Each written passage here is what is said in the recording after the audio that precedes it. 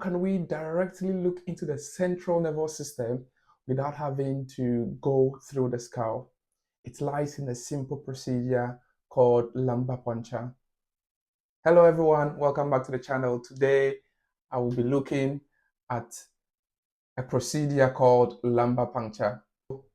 What is lumbar puncture? Now, lumbar puncture is a diagnostic or therapeutic procedure where a needle is inserted into the lumbar subarachnoid space. And the main aim for this is to obtain cerebrospinal fluid or to administer medications. Now, what are the indications for a lumbar puncture?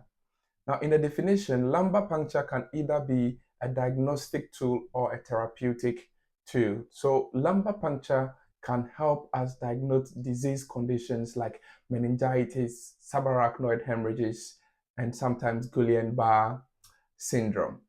Lumbar puncture can also be used to measure the CSF pressures. Now, the CSF flows in an environment which enables you to have a certain pressure that maintains your intracranial pressure. So for us to know the pressure within the CSF, we can do that using a lumbar puncture.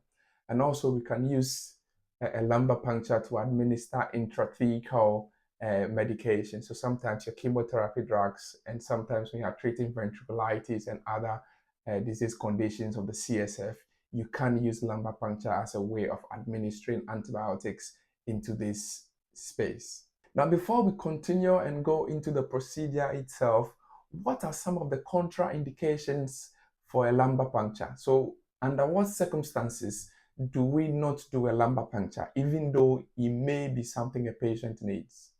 And the first one is when you have increased intracranial pressure. What this can lead to is brain herniation. So you don't want to cause the brain to herniate. And so when you have a patient with increased intracranial pressure, you don't do a lumbar puncture. Other things you may be thinking of is probably getting an external ventricular drain, and then you can take samples from that as you need. Now, patients with coagulopathy or patients on anticoagulative therapy, you also don't want to be doing lumbar puncture in these patients because they are at an increased bleeding risk. Now, for most of your neurosurgical patients, you may have them on dual antiplatelet therapy, which means that they are at increased risk for a bleed, and so you don't want to be doing a lumbar puncture in such patients. Also, if you've got an infection that is localized to the site where the needle will be inserted, you don't want to be doing a lumbar puncture in such instance because you stand a risk of introducing infection into the subarachnoid space. And then if you've got some spinal cord masses or lesions, in such instances, you don't do a lumbar puncture. Now, we are ready to do a lumbar puncture. What are the things we need to do? The very first and fundamental thing is to explain the procedure to your patient and obtain consent. Now, you also want the patient to empty their bladder before the procedure. The reason for this is usually after a lumbar puncture, you would have a patient lay flat, usually between 2 to 6 hours post-procedure. So you don't want them to having to get up and go use the loo. So empty the bladder. Now, what positions can we put the patient in? Now, it's important positioning because that helps us to get quick access to the space we want to go into. So you're looking at your lateral recumbent position or in the fetal position. Most patients will go into this position to have a lumbar puncture done. The other position you can also have is you leaning forward and bent over. So in most pregnant women, when they need to get some epidurals, usually they go for this position. So those are the two positions you can actually get the patient to assume when you need to do a lumbar puncture. Now, the lateral recumbent is most commonly used in very sick patients, and then the sitting and leaning forward one can be used in patients that are awake. Now to the procedure itself. You've explained the procedure, you've gained consent, now you are ready to actually do the procedure. Now, there are certain landmarks on the skin where you would go to. So you're looking at the space between L3 and L4 or L4 and L5. So these are below the end of the spinal cord. So you don't want to puncture the cord itself. So you need to go below where the cord ends. So L3 to L5 is a good spot to go into.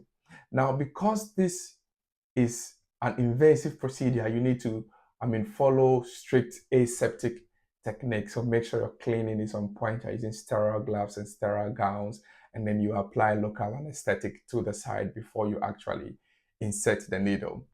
Now, the needle is inserted into the subarachnoid space, and what you are looking for is CSF. So once you insert your needle into your subarachnoid space, you realize that you see your CSF trickle down. Now, depending on what you are trying to diagnose, you may find that it's a bit bloody, but usually it should be clear CSF. And then mostly you measure the opening pressures by connecting a manometer to the needle. Then it gives you the opening pressures in the spinal cord, after which you can take all your samples. Now, very important is your post-procedure care. Now, you want to make sure that the patient is safe after the procedure. And usually your patient lies flat on their back. This is anywhere between 4 to 6 hours. Now, this is institution dependent. Some institutions may do up to just 2 hours. This is to reduce the risk of headache. So there are sometimes you can get a very massive headache post a lumbar puncture. So you lay flat to try and avoid that type of headaches. You also want to monitor the neurological status of the patient and the puncture site. You are looking for things like CSF leakage or bleeding. Now, the reason we are monitoring your neurological status is because the spinal cord is involved and you may risk puncturing. So it may affect your spinal ops a little. So you want to check this and make sure that it is all working okay. Now, you need to encourage fluids. Now, we cannot emphasize this enough. Now, fluids, very important. And you realize that in the earlier stages, I said that the patient may need to have an empty bladder. And then now I'm saying, oh, you need to encourage fluids post-procedure, but the patient needs to be laying down for at least 2 hours. What you can do is to put in a catheter, encourage fluids, and then once they are ready to go, you can take off the catheter. But in your intensive care patients, they should be having a catheter anyway at the time. And then you also want to give some analgesia as needed. What are some of the complications we can get as a result of having done a lumbar puncture? The first one is the post-lumbar puncture headache. Now, this is the most common you would find. These headaches are very, very severe, and so we try to avoid them as much as we can. Now, there can be also back pain or discomfort. Now, this is usually just associated with the needle going into your back, and then it should settle with time. You can also have CSF leaking from the puncture side. All you need to do is reinforce your dressing and put an occlusive dressing over the side. Now, you can have infections, you can have bleedings or herniations. These are usually very rare complications, but they can happen. And so it is the responsibility of the medical professionals to try and avoid this by using aseptic techniques and ensuring that your coagulation screen is adequate for you to do the lumbar puncture. Now let's move on to my top tips for everyone. These are things that you need to be aware of, especially if you're a bedside nurse, before and after the procedure, because this saves you a whole lot of work. You don't have to now escalate things if you could actually catch them early.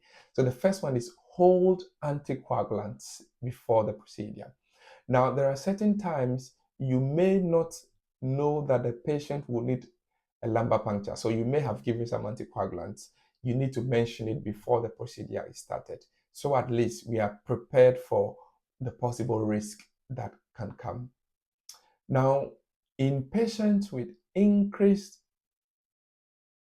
intracranial pressures, we don't want to be performing LPs in them. Now, the only thing that can help you would be if you've got a patient that has got an ICP bulge, so you can see the pressures. If you don't, look out for the signs of an increased ICP. And when you see that they are present, question whoever is about to to do the procedure, because you increase getting papillary edema, and that is that's a major red flag when it comes to doing lumbar punctures. Now, in terms of how you collect your samples, because usually if it's not for therapeutic purposes, we are doing it for diagnostic purposes. So the order in which you take your samples will be one, chemistry, then microbiology. They are looking for a cell count and other things. And then if there are additional studies they want to do, then they can take those samples later. Now, after a lumbar puncture, encourage fluids and let the patient lie flat.